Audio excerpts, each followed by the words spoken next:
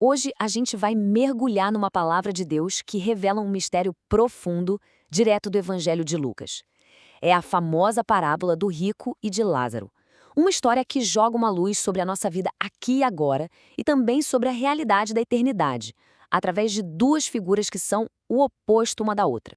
Para a gente conseguir extrair todos os frutos espirituais dessa história que atravessa os séculos, o nosso caminho vai ser este aqui.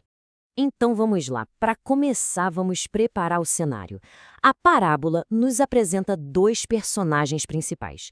De um lado, um homem muito rico que vivia em festa, nos banquetes, todos os dias. E do outro, um mendigo, Lázaro, doente e muito pobre. Agora vamos dar uma olhada na vida deles aqui na Terra. Porque é justamente aqui que a verdadeira natureza de cada um se revela.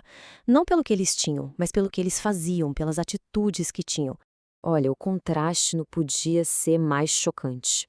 De um lado, o luxo total, sabe? Roupas caríssimas, comida da melhor qualidade, todo santo dia. Do outro lado, ali na porta, a miséria absoluta. Um homem coberto de feridas, sonhando em comer pelo menos as migalhas que caíam daquela mesa farta. E aqui tem um detalhe que é simplesmente fascinante: os nomes. O pobre tem um nome, e que nome? Lázaro, que quer dizer Deus auxilia. Já o rico não tem nome. No seu egoísmo, ele se torna anônimo, como se o nome dele tivesse sido apagado do livro da vida. Isso, claro, levanta uma pergunta que todo mundo se faz. Mas então o problema é ter dinheiro? Ser rico é pecado? E para isso, os santos padres da igreja têm uma resposta muito clara. Como Santo Agostinho explica de um jeito brilhante, o pecado nunca esteve na riqueza em si.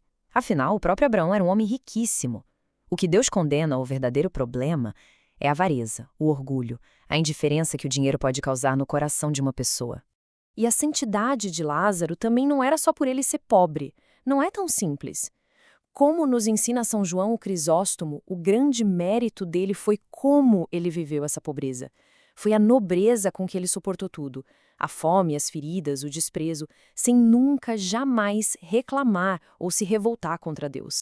Bom, a história segue para o momento que chega para todos, ricos e pobres, a morte. Esse é o grande nivelador.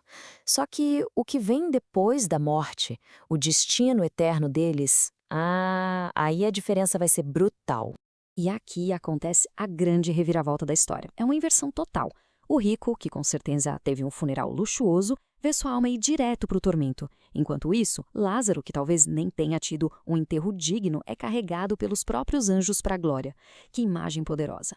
E quando a gente ouve esse termo, seio de Abraão, o que significa? É bem simples, na verdade. Era como os judeus chamavam o lugar de paz, de repouso, onde as almas dos justos, que viveram antes de Cristo, esperavam pela salvação que ele mesmo traria. Mas a parábola ainda não terminou. Lá na eternidade, acontece um último diálogo, um diálogo desesperado, que vai revelar a divisão definitiva, intransponível que existe entre os dois. A ironia aqui chega a ser dolorosa, não é? O mesmo homem que negou as migalhas que caíam da sua mesa, agora está lá, no meio do sofrimento, implorando por uma única gota d'água. E a resposta de Abraão é o ponto central de tudo. Existe um grande abismo entre nós. Mas o detalhe mais importante é que esse abismo não foi criado por Deus ali, na eternidade. Ele foi cavado pelas escolhas de cada um, dia após dia, aqui na Terra. A nossa vida aqui decide nosso destino eterno. Numa última tentativa, o rico pede que Lázaro volte para avisar seus irmãos. Mas o pedido é negado. A fé verdadeira, a parábola nos ensina, não se baseia em milagres ou coisas espetaculares. Ela se constrói na escuta atenta da palavra de Deus. Mas essa parábola tem ainda um significado mais profundo, uma leitura belíssima que foi aprofundada pelo Papa Bento XVI. Afinal, quem é que esse pobre homem coberto de chagas, desprezado na porta do rico, quem ele representa no fundo, no fundo? A resposta é o próprio Jesus Cristo. Cristo é o verdadeiro Lázaro, aquele a quem Deus auxilia.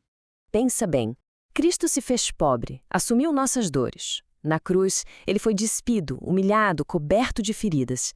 E assim como Lázaro foi levado para a glória, Cristo ressuscitou dos mortos para a nossa salvação.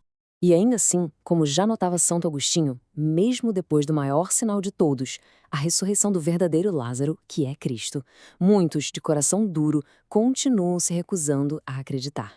Por isso, essa parábola de 2000 anos atrás se torna um chamado direto e urgente para cada um de nós hoje. É um alerta muito sério para a gente não desperdiçar o nosso tempo, que é tão curto, correndo atrás de vaidades, de coisas que vão passar como um sonho, para não acontecer da gente acordar na eternidade de mãos completamente vazias. Então, a conclusão é clara. O único tesouro de verdade, a única coisa que a gente pode levar desta vida para outra, são as sementes que plantamos através das obras de misericórdia. E isso tudo nos deixa com uma última pergunta, uma pergunta que tem que ecoar na nossa consciência, no nosso dia a dia. Quem é o Lázaro que o Senhor hoje coloca na nossa porta?